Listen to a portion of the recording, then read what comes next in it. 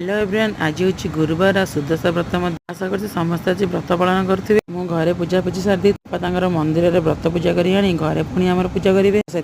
दी जन जाक ऊपर जाए माँ पाखे भलसे पूजा अर्चना कर लक्ष्मी ना 10 गंठी पकई मिठा कदली को चकड़ी 10टी गुला कर माँ पाखे पूजा अर्चना कले व्रत पिंधिकी तौक आसलु तले समस्त को प्रणाम कर सारी चिया सीड्स मिश्री पानी टे पी सारी आत्मा को शांति कर पुणी चली रोसे करने खरा आज भाई छेना तरकारी करवा से मार्केट रू छेना नहीं आसती मसला को बढ़िया से कसिकी से देखो केते सुंदर भाव में मसला कषि देती से सिझा आलू पकई बढ़िया से कसिकी टे पानी देदेली एपटे डाली को सिझाई छाड़देली भोक लगे परी मोर गोटे गोटे पद्मकेशर शिखाई देखे तो अपा छेना पकई तरकारी रेडी कर सारे आसे परी टे पाठ पढ़ा देखी भोक लगे भात डाल छेना तरकारी दहीबरा काकुड़ी सलाड सहित पेटे खाई देइथिलु हाकी शांति खाइबाटा मंदिर टे छुंक आसला से खाई बहुत टेस्टी थी जहाँ माँ को प्रसाद टे मिलगला संध्या परी भोक लगे निजे पी बन आनी खाई गरम थी फुंकी फुंकी खाऊला आज टे राबड़ी